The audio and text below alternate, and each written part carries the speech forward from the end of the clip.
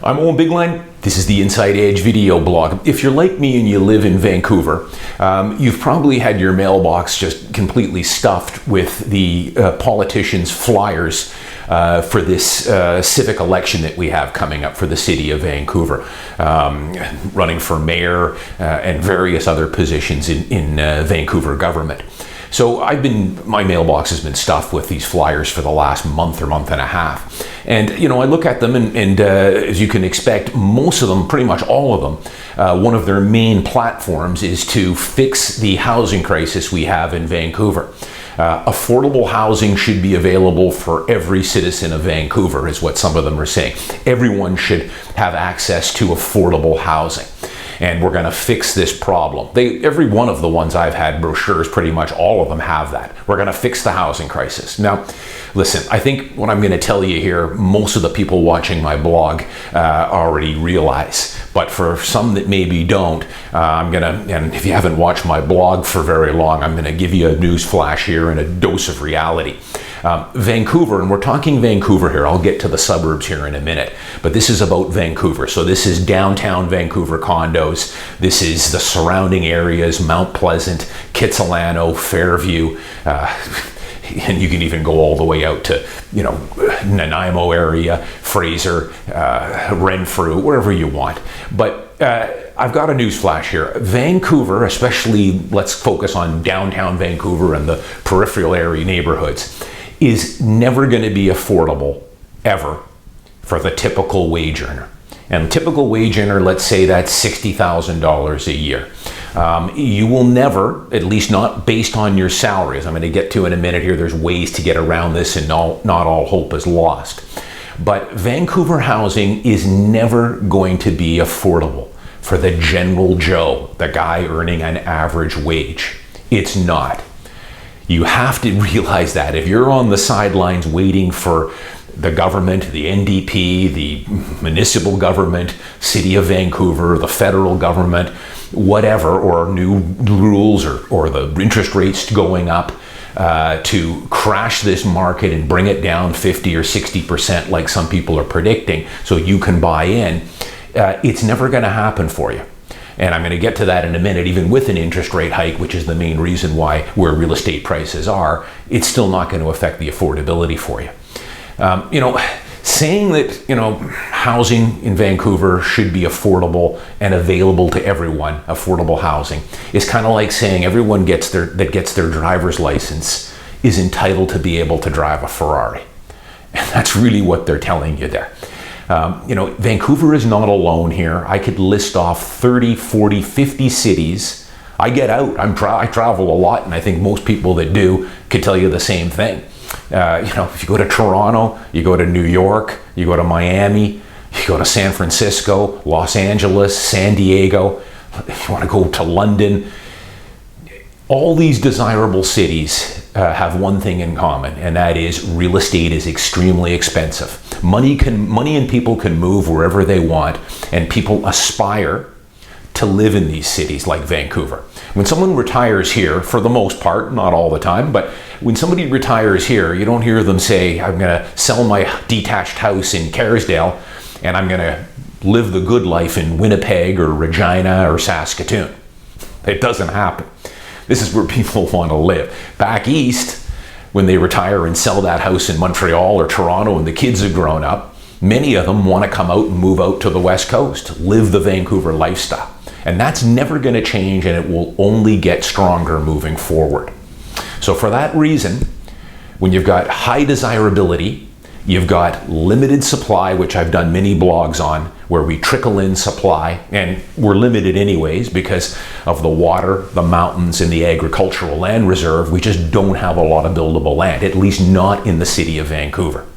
So that will always keep supply limited and demand only gets higher. But again, not all hope is lost. I tell people this over and over. There's a number of ways you can do it. If you're earning $60K, you can do a couple of things. You can go in with a partner, get married, combine your resources. You can get another job, go back to school to get a job that pays you more than what the middle wage is of 50 or 60K. You can drastically cut down on your expenses. and drastically boost your savings rates. But there's nothing wrong with starting small. Start with a one-bedroom condo on SkyTrain in Richmond or Burnaby. I've got condos out there, good one-bedroom wood frame units selling just under $400K. I've got 2 bedrooms in West Richmond that are in good older wood frame buildings selling in the 450s. That way you're in the market, you're participating in the market. The tough part, of course, is getting that down payment. Once you've got that, you're off to the races, and at least you're in the market now and staying with it. And then continue on from there. Save your money, and you can move into Vancouver if you so wish. But there's opportunities out there. I just had a guy we sold a junior one-bedroom to with parking on Howe Street, 20-year-old strata for just under $500K. Now, the unit needed a full reno, but you can do it. You can get a small junior one-bedroom in Vancouver right now for $500K.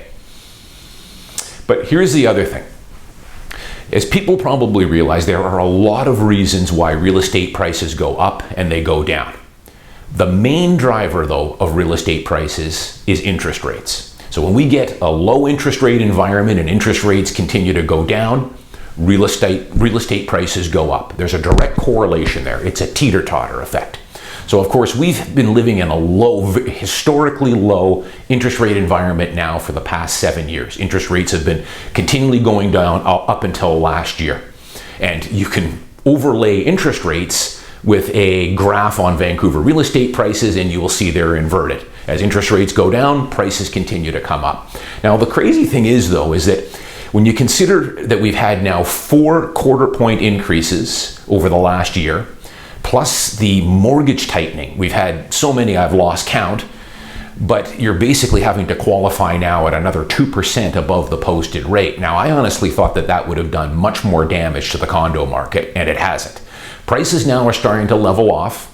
I've been giving you guys updates on this. We're not getting as many bidding wars, and one of these days we're going to start to see the prices coming down in a somewhat meaningful way. Right now they're not, but we're probably headed there.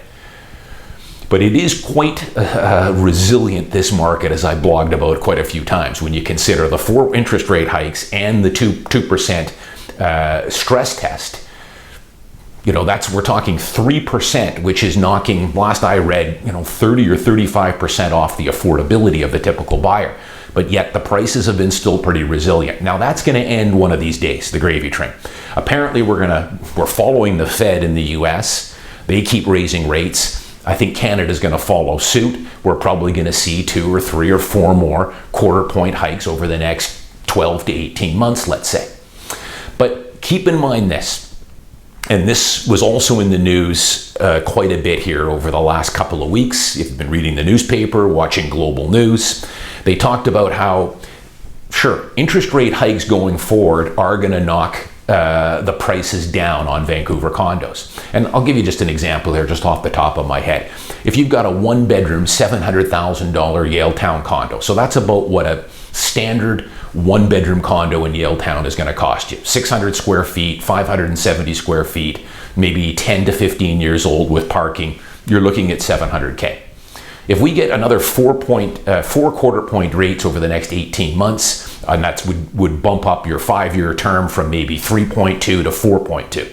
I'm going to say that that's going to knock probably 40 to 50K right off the price. So it's going to take that $700,000 condo down to 650, 660. So it sounds great. Hey, you're getting that condo at 60K. For some people, it might be enough to now buy at 660 or 650 as opposed to 700.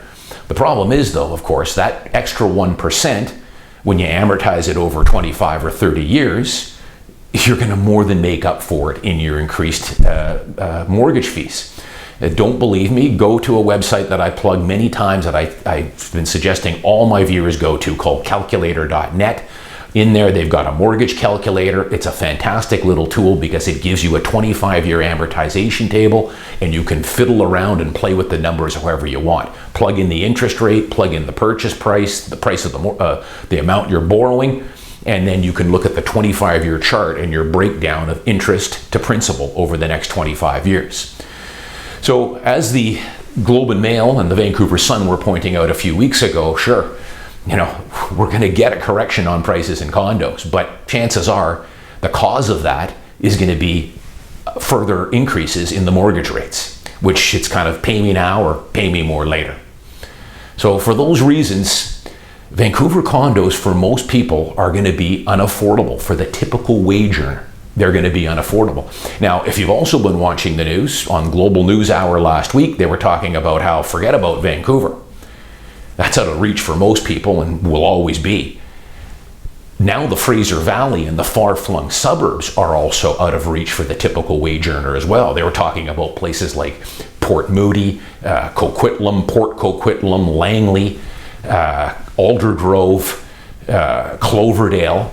Of course, there's been a flight out to these areas over the last 3 or 4 years, an affordability flight. Now, of course, those prices have gone up substantially. I mean, I blogged about it before, just places like New Westminster, which is part of the Greater Vancouver Board. I was selling units in there and blogging about it 3 and 4 years ago, that you could have bought good quality one-bedroom units for $275, $280 all day long. Those are now selling well over $400,000 for the newer concrete ones. So prices there have gone up dramatically, so they're probably getting out of the reach for the typical wage earner now as well. But all hope is not lost. Go back and watch my blogs about getting into the market, starting small, saving your money, getting that down payment together, getting pre-approved for a mortgage. When you pass those 2 courses, life becomes a lot easier once you're in the market.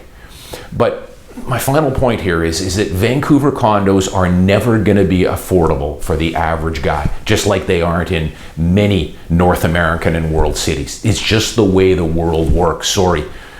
Vancouver is a city that people will aspire to. Winnipeg or Regina or Boise, Idaho, there you can afford homes based on the typical wage earner. But they're not aspirational places and desirable places, world-class lifestyles that Vancouver offers. And that's the thing. We live in one of the greatest cities in the world, but when you want to live in one of the greatest cities of the world, you're going to have to pay for it. And it will always be that way. There will be corrections. There always is, and we're overdue one in the Vancouver condo market. If you want to buy a detached home right now, I can get you a good deal on one of those. They're off 10 or 15%, and it's a buyer's market. Condos will eventually get to that point. But I think the price reductions we do get going forward, chances are they're going to be because of more interest rate hikes, and you're going to pay it. Sure, you're going to get the deal going in on the purchase price, but the affordability isn't going to change much, because your qualification on what you can buy based on the higher interest rates is going to go down. I'm Owen Bigland. As always, thanks for watching. I'll see you next week.